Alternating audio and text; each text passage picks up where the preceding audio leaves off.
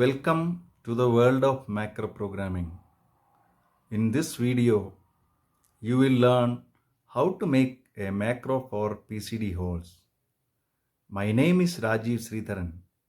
I wish you happy learning.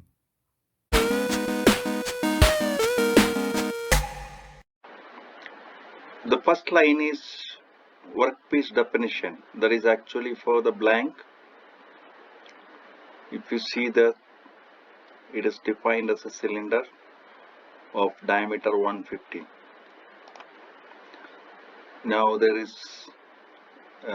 G codes for rapid move, work offset G54, absolute, G64, tool command. So in this case 10 mm drill, and then RPM and spindle rotation. So here is where the macro starts. These are the things defined: diameter of circle, pitch circle, and start angle, that means the first hole angle position, total number of holes, and the angle increment is automatically calculated by dividing 360 by number of holes, and the pitch circle radius is automatically calculated by dividing the diameter of the circle by 2. Then the parameter R15 is initialized to 0. It is acting as a counter, and feed rate is assigned to R20. The start 1 and end 1, these are labels. So all these things are happening in between these two labels. So this can be anything. You can write even your name and with a colon. And this is the conditional statement. If R15 greater than equal to R12, go to F and 1. So what does it mean? The value of R15, that means the counter. So now in the beginning the counter value of the counter will be 0. That if it is greater than or equal to R12, R12 is the total number of holes. So if the value of R15 is more than the number of holes or equal to that, then go to F.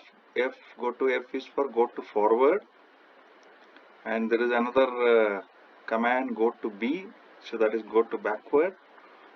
So in this case it has to go forward to find this label, that's why go to F and end 1. So whenever value of variable R15 becomes more than the number of holes, then this particular cycle will complete. That will go out of this loop. And next is R16. It is assigned to R11. R11 is start angle plus R15 into R14. R15 is counter, R14 is angle increment. So it will be initialized to the angle increment. R15 is now 0, so here there is nothing. Then once this cycle go to the next level, so R15 will get incremented by 1 here, and when it comes back here, so this will be 1 multiplied by the angle increment.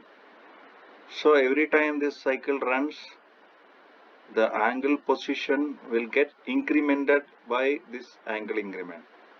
So first time it is 0, that means the original angle position, first start angle position. The next time it is this plus 1 into angle increment, then it becomes 2 into angle increment, like that. Then R17 and R18 are calculated. The X and Y component of that particular angle position is calculated.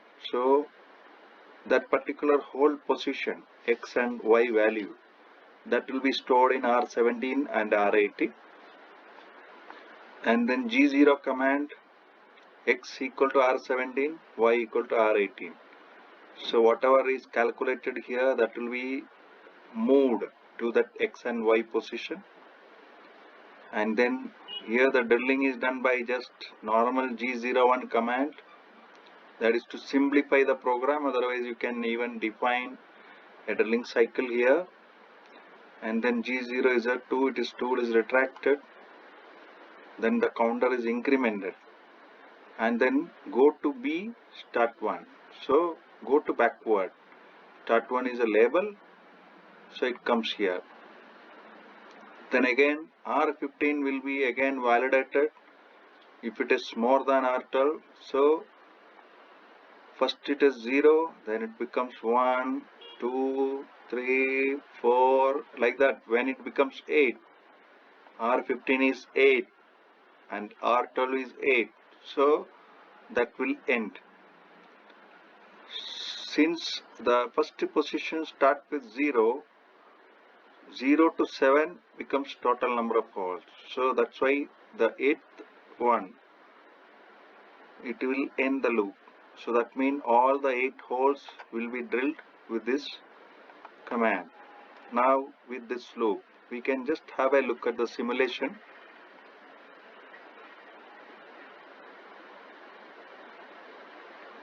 You can see first hole, second, third, fourth, fifth, 6th, 7th and 8th. So you can see in top view also. Yeah. So you can change the number of holes. You can make it even 16 and then see the simulation.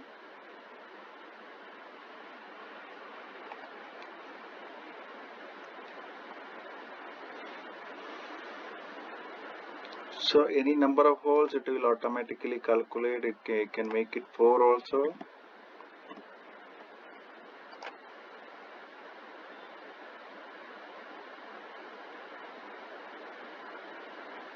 Yeah. So any number of holes and any angle. So now we'll also see with the start angle 0.